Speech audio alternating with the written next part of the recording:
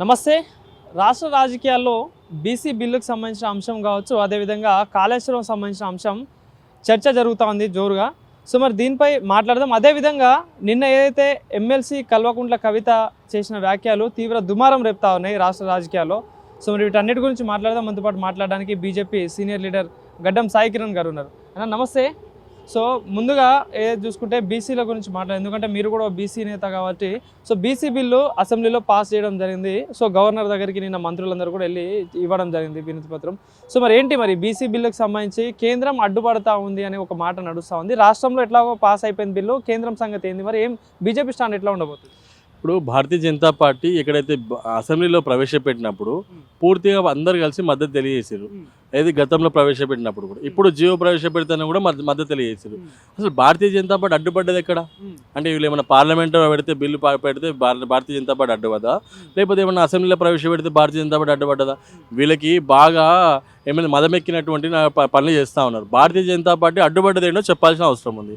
మొదటి పాయింట్. రెండో పాయింట్, నీకు సరైనటువంటి పద్ధతి లేకుండా, సరైనటువంటి సిస్టమ్ లేకుండా, నువ్వు ఒక సరైనటువంటి డెడికేషన్ కమిషన్ వేయకుండా, సిస్టమేటిక్గా సర్వే చేయించకుండా, అసలు బీసీలు గతంలో ఉన్నటువంటి కేసీఆర్ ప్రభుత్వము గత ప్రభుత్వం ఏం చెప్పింది?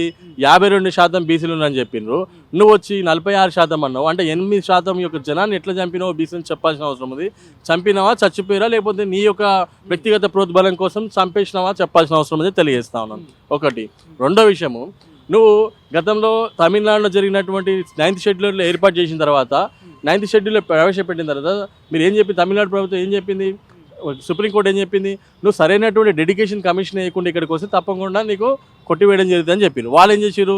ఒక మంచి ప్రాపర్ డెడికేషన్ కమిషన్ వేసి 2 సంవత్సరాలు పూర్తిగా ఒక సర్వే జరిపించి ప్రాపర్ బీసీలు ఎంతమంది ఉన్నారు, వాళ్ళ ఆర్థిక పరిస్థితి ఏంది, వాళ్ళ కుల పరిస్థితి ఏందని ఒక నివేదికలు ఇచ్చి అక్కడ దాదాపు 69% అక్కడ అమలు అవుతూ ఉంది. సీలింగ్ ఎత్తేయడం జరిగింది, 69% అమలు అవుతూ ఉంది. ఇప్పుడేం చెప్తా ఉన్నారు? మేము సీలింగ్ ఎత్తేస్తాము, లేకపోతే మేము జీవో తీసుకొస్తాము అంటే నేను ఒకటే అడుగుతా ఉన్నాను. లేకపోతే పార్టీ పరంగా మేము రిజర్వేషన్ ఇస్తాము అని చెప్తే పార్టీ పరంగా రిజర్వేషన్ ఇస్తావు. నువ్వు కాంగ్రెస్ పార్టీగా రిజర్వేషన్లో బీసీకి టికెట్ ఇచ్చినావు అనుకుందాం, ఇంకో ఆయన రెడ్డికి ఇస్తాడు, ఇంకో ఆయన రెడ్డికి ఇస్తాడు, అక్కడ ఇద్దరు రెడ్డిలు కలిసి మళ్ళీ బీసీని ఓడగొడతారు. అంటే నేనేమంటున్నా అంటే ఇక్కడ మాకు చట్టబద్ధత రావాలి. చట్టబద్ధత రాకుండా మీ పార్టీల పరంగా రిజర్వేషన్ అది అవసరం లేదు, నేను బొంద పెడతారు తప్పకుండా వచ్చే ఎన్నికలు అని చెప్పి తెలియజేస్తా ఉన్నాను. ఇది కరెక్ట్ అయిన పద్ధతి కాదు. ఎందుకంటే నేను ఒకటే అడుగుతా ఉన్నాను, 42% రిజర్వేషనే కాదు, నువ్వు చెప్పినటువంటి కామారెడ్డి బీసీ డిక్లరేషన్ ఎక్కడ పోయింది? నువ్వు ప్రవేశపెట్టినటువంటి ఏబిసిడిఎఫ్లు ఏం చెప్పినావు? నిధులు అన్నావు, సంక్షేమం అన్నావు, విద్య అన్నావు, ఇతర కులవృత్తులకు ఇచ్చేటువంటి నిధులు అన్నావు. మరి ఇవన్నీ ఎక్కడ పోయింది? రిజర్వేషన్స్ అన్నావు. ఏమైనా ఏ కింద రిజర్వేషన్స్ పెట్టినావు, అది పక్కకు పోయింది. బి కింద సంక్షేమం, అది పక్కకు పెట్టినావు. సి కింద విద్య అన్నావు, అది పక్కకు పెట్టినావు. మరి అదేవిధంగా కులాల పరంగా, వృత్తుల పరంగా మనకు సహాయం అన్నావు, అది పక్కకు పెట్టినావు. అసలు ఇక్కడ నువ్వు బీసీల కోసం చేసింది ఏంది? కాంట్రాక్ట్లో కూడా 42% నేను బీసీలకు ఇస్తాను, ఇంతవరకు ఒక 10% అని ఇచ్చిన చెప్పాల్సిన అవసరం ఉంది. ఎక్కడ కూడా ఏమైనా మెగా కృష్ణారెడ్డి, ఎల్ఎన్టీ వీళ్ళకి మాత్రమే తప్ప మైహోం రామేశ్వరరావు లేకపోతే రాజపుష్ప వీళ్ళే. గతంలో ఆ ప్రభుత్వంలో వాళ్ళే, ఇప్పుడు ఈ ప్రభుత్వంలో కూడా వీళ్ళే. ఎక్కడ బీసీలకు ఒక కాంట్రాక్ట్ ఇచ్చినా చెప్పాల్సిన అవసరం ఉంది. ఇంతవరకు ఒక సిపి, ఒక కమిషనర్, ఒక రాజకొండకి బీసీని వేసినావా, లేకపోతే ఒక సైబరాబాద్కి బీసీని వేసినావా, లేకపోతే డీజీపీని ఒక బీసీగా డీజీపీని కొత్త వారు పెడుతురు కదా, అయిపోయింది, ఆయన కాలం అయిపోయింది కదా, ఇప్పుడు కొత్త డీజీపీని ఒక బీసీని తీసుకురా చూద్దాం. అక్కడ ఇక్కడ కూడా నీ క్యాబినెట్లో సగమైన బీసీ లేరు, నువ్వు ఇచ్చిన కార్పొరేషన్లో బీసీలు లేరు. నీకు ఓన్లీ చిత్తశుద్ధి ఏంటంటే, నీకు ఇక్కడ మా చిత్తశుద్ధి ఎట్లుందంటే మేము 42% ఇస్తున్నామని చెప్పి చెప్పుకోవడానికి తప్ప, మీకు పైన పటారం లోన లోటారం ఎట్లనో అట్లా పైన మీరు ప్రజలకు బీసీలకు చెప్పి మేము బీసీల పట్ల కొట్లాడదని చెప్పుకోవడానికి ప్రయత్నం చేస్తారు తప్ప అమలు చేసే ప్రయత్నంలో మీరు వెనకాడికి చేస్తూ ఉన్నారు. తప్పకుండా ప్రజలు గమనిస్తూ ఉన్నారు. దయచేసి నువ్వు ఇచ్చినటువంటి 20,000 కోట్ల హామీ ఏమైంది? 3 లక్షల కోట్ల బడ్జెట్ పెట్టడానికి నీకు చిత్తశుద్ధి ఉంటుందే. ఆ 3 లక్షల కోట్ల బడ్జెట్లో 20,000 కోట్ల బడ్జెట్ ప్రతి ఏటా పెడతా, 1,00,000 కోట్లు ప్రతి 5 సంవత్సరాలకు ఇస్తున్నావే. నువ్వు 20,000 కోట్ల బడ్జెట్ ఎందుకు పెట్టలేవని అడుగుతా ఉన్నాను. నువ్వు 20,000 కోట్ల బడ్జెటే పెట్టినావు. నువ్వు రేపు బీసీలకి నువ్వు 42% అధికారం ఇచ్చే ప్రయత్నం ఎక్కడ చేస్తావు చెప్పాల్సిన అవసరం ఉంది. బీసీలు కూడా అర్థం చేసుకోవాలి. ఈయన మన ముఖ్యమంత్రి పదవి పీఠం ఇచ్చే ప్రయత్నం చేస్తాడా? బీసీలకి ఎమ్మెల్యేలు ఇచ్చే ప్రయత్నం చేస్తాడా? 42% బీసీలకు రాజకీయ అవకాశం ఇచ్చే ప్రయత్నం చేస్తా చేయడు.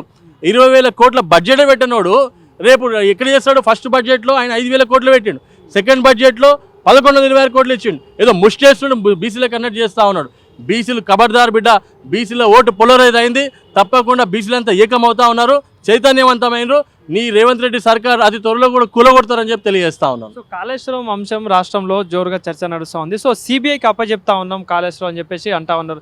సో ఏంటి మరి దీనిపై ఎట్లా తీసుకోబోతుంది మరి కేంద్ర ప్రభుత్వం? సిబిఐకి అప్పచెప్పని మేము ఫస్ట్ నుంచి కొట్లాడుతూనే ఉన్నాం. కానీ ఇక్కడ ఏం జరిగిందంటే 22 నెలలు కాలయాపన జరిగిన తర్వాత ఈ రోజు మళ్ళీ సిబిఐకి అప్పచెప్పడం అనేది మళ్ళీ ఇంకో సంవత్సరంన్నర సిబిఐ ఎంక్వైరీ ఇన్వెస్టిగేషన్ ఎంత టైం పడుతుంది. ఇప్పుడు రాష్ట్ర స్థాయిలోనే ఇన్వెస్టిగేషన్ చేయడానికి ఇంత సమయం జరిగింది. కనీసం సిబిఐ కూడా కొంత సమయం తీసుకుంటుంది.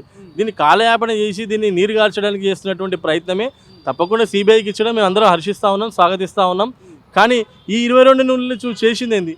1,00,000 కోట్లు తిన్నారని చెప్పినావు కదా, 1,00,000 కోట్లు నువ్వు ఎంత రికవరీ చేసినావు చెప్పాల్సిన అవసరం ఉందని చెప్పి తెలియజేస్తా ఉన్నాను. నిన్న కవిత చేసిన వ్యాఖ్యలు ఎట్లా వస్తారంట అంటే హరీష్ రావు కావచ్చు, సంతోష్ రావు కావచ్చు, వైలే సూత్రధారులు మెయిన్ కాళేశ్వరం దాంట్లో ఏదైతే చూసుకుంటే కేసీఆర్ని ఎందుకు సిబిఐ ఎంక్వైరీకి చేయాలి, వీళ్ళు చేసిన తప్పుకు అని చెప్పేసి కవిత మాట్లాడుతుంది. ఏం చెప్తారు? కవిత రాజకీయ ప్రతిఫలం కోసం ప్రయత్నం చేస్తూ ఉందని అనుకుంటా ఉంటాం. ఎందుకంటే తన రాజకీయ ఎత్తుగడలు ఇది ఒక భాగం అనుకుంటా ఉన్నాను.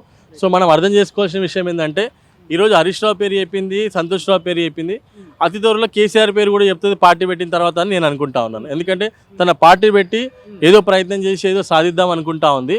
నేను అడుగుతా ఉన్నాను, మేమందరం కూడా చెప్తా ఉన్నాం హరీష్ రావు దీంట్లో భాగమే, సంతోష్ దీంట్లో భాగమే, కేటీఆర్ దీంట్లో భాగమే, అదేవిధంగా మనకు ఉన్నటువంటి కవిత కూడా దీంట్లో భాగమే, వీళ్ళ కుటుంబం మొత్తం కూడా దోసుకు తిన్నారు ఈ రాష్ట్రాన్ని అని చెప్పి ఎన్నో సందర్భాల్లో ఎన్నో విషయాలలో ఆరోపణ చేశాం. ఈరోజు ఆమె కొంచెం గొప్పగా చేసింది ఏం లేదు.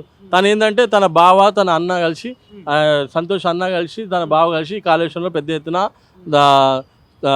కరప్షన్ చేసిండ్రు అని చెప్పడం జరుగుతుంది. ఇది కేసీఆర్ కనసాయిలో లేకుండా జరుగుతుందా? కేసీఆర్ తెలియకుండా కేసీఆర్ చెప్తే వీళ్ళు బ్రోకర్ లాగా వసూలు చేసి ఉంటారు.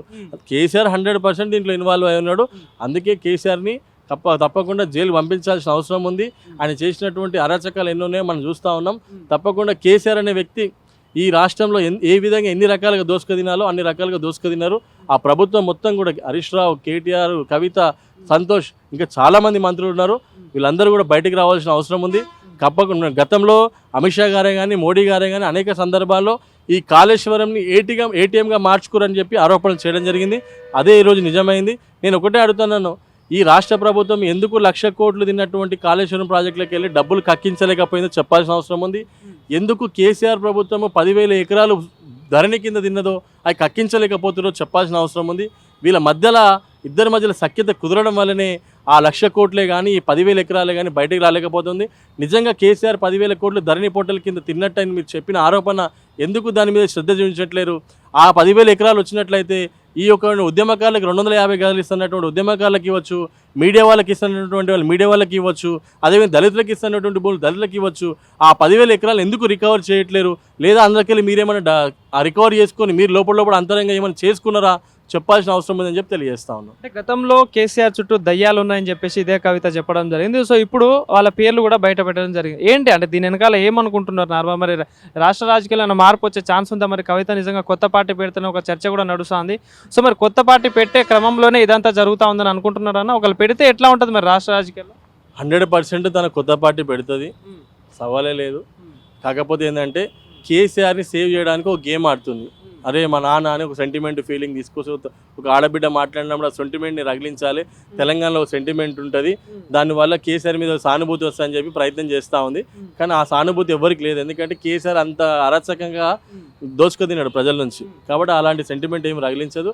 ఆమె పార్టీ పెట్టినా కూడా ఈ రాష్ట్రంలో పార్టీ ఎవరైనా పెట్టాలంటే బీసీ నాయకుడైనటువంటి వ్యక్తి, ఉద్యమకారుడైనటువంటి వ్యక్తి ఎవరైనా ఉండి ఆయన పార్టీ పెడితే ఈ రాష్ట్రంలో ఏమైనా ముందు పోయే అడుగులు ముందుకేసే అవకాశం ఉంటుంది. అలాంటి పరిస్థితి ఎక్కడ కనిపించట్లేదు. కాబట్టి డెఫినెట్గా కవిత పార్టీ పెడితే భూస్థాపితం అవడం తప్ప ఏముండదు. ఎందుకంటే గతంలో షర్మిల పెట్టినప్పుడు ఏం జరిగిందో రేపు కవిత పెడితే కూడా పార్టీ తను గెలిచినా గొప్పగా ఆలోచించాలి, తను గెలిచినా గొప్ప అనుకోవాలి.